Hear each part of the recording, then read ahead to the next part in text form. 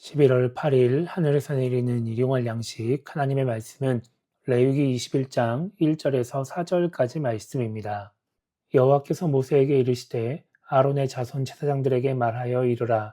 그의 백성 중에서 죽은 자를 만짐으로 말미암아 스스로를 더럽히지 말려니와 그의 살부치인 그의 어머니나 그의 아버지나 그의 아들이나 그의 딸이나 그의 형제나 출가하지 아니한 처녀인 그의 자매로 말미암아서는 몸을 더럽힐 수 있느니라. 제사장은 그의 백성의 어른인즉 자신을 더럽혀 속되게 하지 말지니라. 아멘.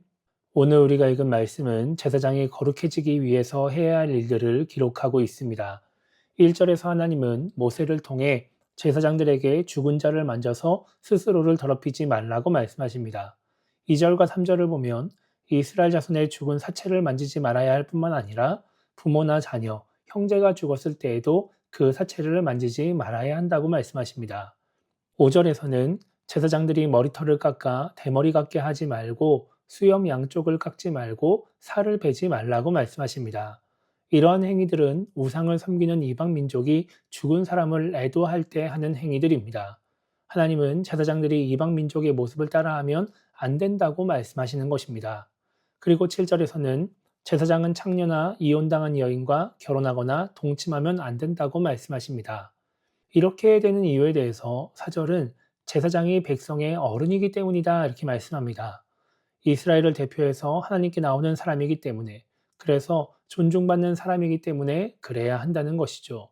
그래서 8절은 제사장을 하나님의 음식을 드리는 사람이기 때문에 제사장을 거룩히 여겨야 한다 이렇게 말씀하십니다. 그리고 10절을 보면 대제사장은 다른 사람의 죽음에 대해 일반적인 애도의 표현도 하면 안 된다고 말씀하십니다. 그리고 어떤 시체든지 가까이 하지 말라고 말씀하시고 장례를 치르기 위해서 성소에서 나오지 말라고 말씀하십니다.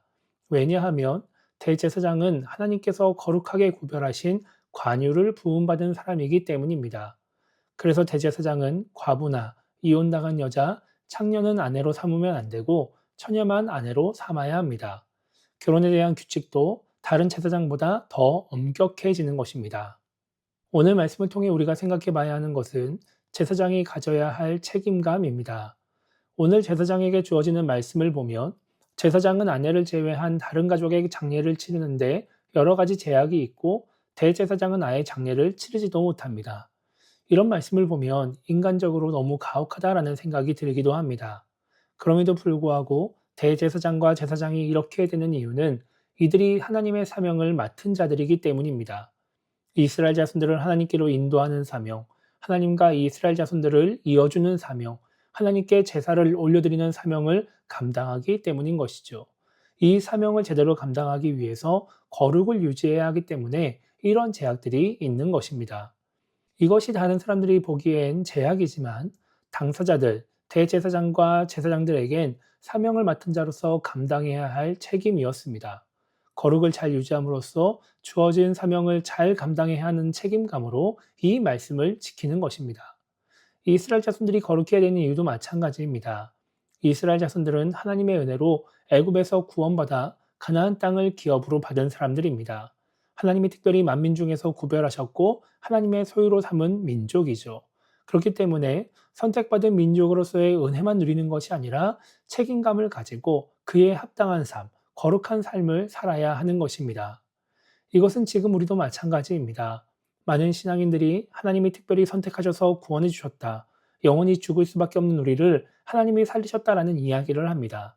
우리가 진짜 그런 존재라고 한다면, 특별히 선택되어 구원받은 존재라면 우리도 은혜만 누리려고 하는 것이 아니라 구원받은 자로서 책임감을 가지고 그에 합당한 삶을 살아야 합니다.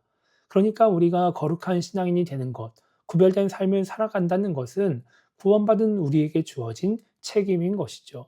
우리가 그 책임을 다할 때 하나님이 맡긴 사명을 잘 감당하며 하나님의 뜻을 이루는 신앙인이 될 수 있는 것입니다.